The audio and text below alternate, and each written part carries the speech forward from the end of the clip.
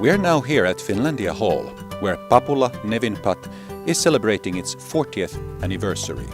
And today, Aalto University published a report commissioned by Papula-Nevinpat regarding the experiences of protecting their industrial property rights of Finnish companies in Russia and the Eurasian region. Teemu Lang, is there any special you should know when protecting yourself in these particular markets? One thing you should definitely know is that these markets and the officials in these markets which grant the industrial property rights are very strict concerning formalities, and this is mostly because of historical reasons. So especially concerning trademarks, one should always know that you should register the trademark before commencing any kind of business related to that trademark in the specific region. How do you see the overall situation of IPR in Russia compared to other markets? What are some key differences? The overall situation in Russia and Eurasia in general is improving in terms of reliability in how you can obtain industrial property rights and how you can enforce these rights. Have you seen any major changes in the number of patent application filings in Russia in the past few years? Well, of course, the political situation always like this lays a sort of a dark shadow in the political and economic situation in the Eurasian region. However, we at Papula-Nevinpat have surprisingly maybe not seen any kind of decline in the number of filings in patents or trademarks into this region. And maybe on the contrary, there has been a slight increase in certain technological fields such as pharmaceuticals. Is there any particular country that has been dominating in terms of filing applications in Russia? That's an easy question. China, definitely. They are rolling into Eurasia with a high volume, especially in the telecommunications field. And how excited or worried are you about the opportunities compared to the risks in those markets nowadays? I sincerely believe that these risks related to the political situation and economics will subside in the future. Russia and Eurasia has always been a sort of risky environment to do business. Of course, the recent years have shown that it's maybe a bit more risky than people have anticipated, but I still think that the situation is temporary and there will definitely be more opportunities than risks in the future in this region. What are some of the biggest challenges for trademark owners regarding different media channels that companies should keep in mind? I think it's important for them to really plan ahead with their brands. So at the outset, when they're developing their brands, they need to have a clear understanding of how it will appear in the different media channels. People are often doing business now on phones, iPads, through mobile applications, different social media platforms, so that a company needs to have a clear understanding of how their brand will appear in these different formats so they can put in the appropriate protection, because they may use slightly different branding and logo types in a Facebook application or on Twitter where they might on a general website. So I think that the need is to plan ahead to make sure all these different things are covered.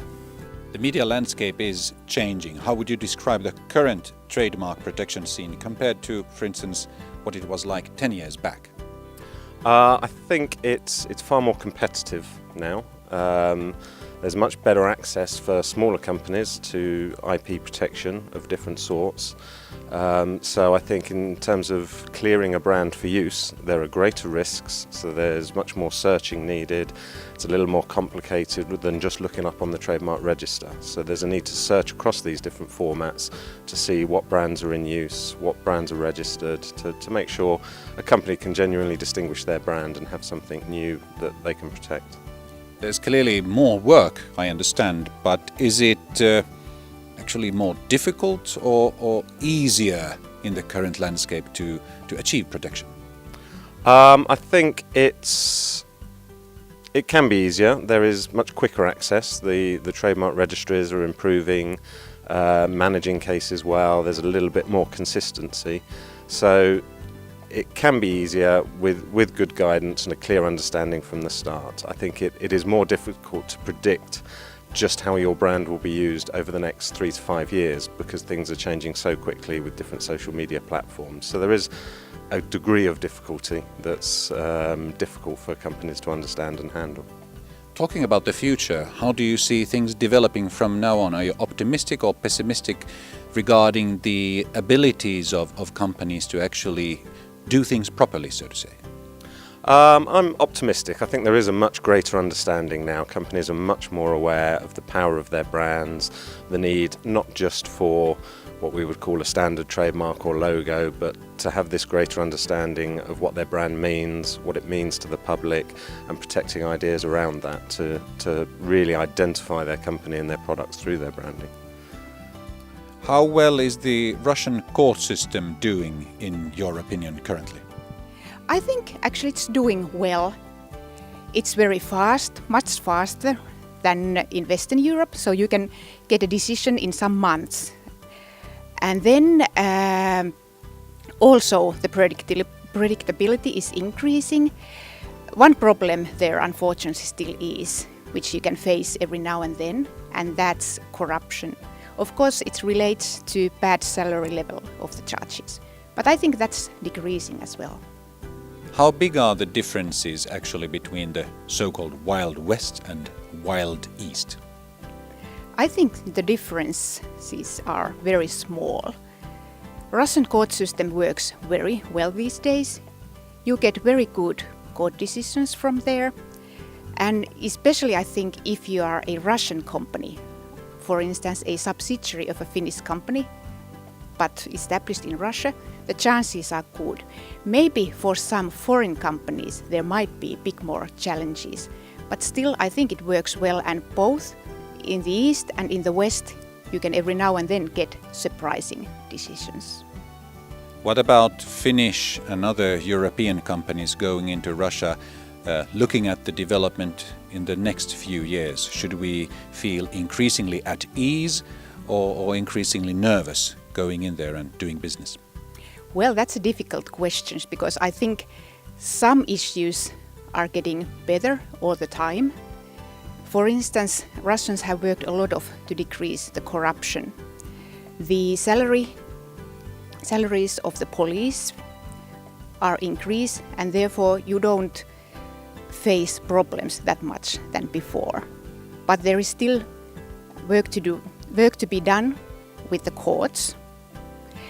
But then I think this is a good thing. Corruption is going to be less, but then there are some surprising new legislations coming all the time, and you can't really predict what's coming. So what's the best way really to prepare, or what should a company study or do on beforehand before even initiating any business there? Well, of course you need to make a good country study, discuss with people who work there, but what's very important, especially in Russia, to have very good local connections, to have good local workforce, and then who communicate well with the authorities. Referring to your presentation today, what are some of the key points to keep in mind when entering into patent litigation? Well, I think one of the big things is you don't want to hear from the other side things about your patent that you didn't know before. So I would suggest that investing upfront in really having a thorough analysis of your patent, doing prior art searches, getting other lawyers with a fresh perspective to look at your patents and find the vulnerabilities is money well invested, because otherwise you're going to be litigating patents, letting the other side look through them in much more detail than you are and telling you how bad they are. I think this is potentially wasting money and money well spent up front if you carry out that kind of analysis. Up on stage you mentioned red teams, and it seemed like there were many people in the audience for whom that was a new term. Could you briefly explain what a red team is in this context? Yes, very simply, it's just a team that focuses from the other perspective. It's a team of people who are looking at it as if they're employed by the other side to find vulnerabilities in the patent in either way. So it's just carried out in exactly the same perspective from the kind of the white team, which would be the opposite, and just let them run and find the vulnerabilities in your portfolio and patents. So what are some other points So what are some other things you might want to avoid when entering to patent litigation, besides not hearing about your own vulnerabilities from the opposition? Well, I think one key point is when you decide on jurisdictions, make sure that you have the budget to cover it, because there's nothing so much that you enter into patent litigation. It's very hard to stop patent litigation once it's started and maintain some kind of credibility. So make sure that you've got the budgets in place and the internal support to actually see the patent litigation through to its conclusion, which might not just be one initial judgment, but might also be a subsequent appeal, maybe even another appeal in certain jurisdictions. So make sure there's commitment from the business to run the long race rather than just get a short, quick win. I think that's critical and something that you just don't want management suddenly to withdraw the funding support, for example. In your presentation, you painted a somewhat grim or realistic image, shall we say, of the success rate. What would you like to say about that as a crystallization? Well, patents are very tricky things to deal with. It's very hard to get a patent granted in the first place because of all the examination procedures. So they're thoroughly scrutinized before they get to grant. But then there is an additional level that when patents then are scrutinized in courts, it's even adding another layer of scrutiny, and it's scrutiny at a completely different level to examination. So I wouldn't be too disheartened by the statistics that a great deal of patents don't succeed, because it's just in their very nature that they are very difficult devices, and when put through the examination of a court, you may lose. It's just a fact that you have to advise, and that's why I think, coming back to the point I made first, know the weaknesses before you begin is so critical, so that you can anticipate the types of counter arguments that come up, and maybe potentially invest in strategies to kind of reduce those arguments. For example, if you have a potential of a divisional, file a divisional. If your patent could be amended in some way, get the amendments done first, but you won't know to make those amendments unless they've been scrutinized by somebody in this type of red team scenario. What do you think is the most important thing that a startup needs to think when it's planning its IPRs, what to register, and maybe even a strategy? So my experience and advice is really that start registering once you see and have some traction. So if you are still finding a market fit, then wait with all kinds of registrations. And in your experience, how do you decide what to protect and what not to protect when you move along? Well, today you need to create social IP. So you need to make sure that you are having a good URL, Twitter handles, create a website, have Facebook page. So these types of soft IP that then would lead to a good ranking in Google. So the ultimate KPI is, are you first on Google? Are Finnish startups typically doing things well, you think? Increasingly, these fundamentals are well known, and people are doing a good job. I still think that in terms of both quality of branding and the execution of the branding, and then the cultural assertion of the brand is poorly or not done to a level where we can really be true to our Finnish design heritage. You made a really nice point, which was actually tweeted and retweeted during our presentation, regarding the company culture and its connection to IPR. Could you briefly talk about that? Yeah, so the point was that the brand is the distillation of culture, and this is an insight that has taken a long time to understand, and that the tacit knowledge and the culture of the company is what enables it to excel, and I haven't heard about cultural litigation, so it is something you can really have, and you need to protect it like the most valuable asset. Could you give us some kind of examples, maybe even from a case, on what the difference is actually when a startup discusses with venture capitalists and the startup either has patents or other IPRs, or when it doesn't have them? What might the difference be?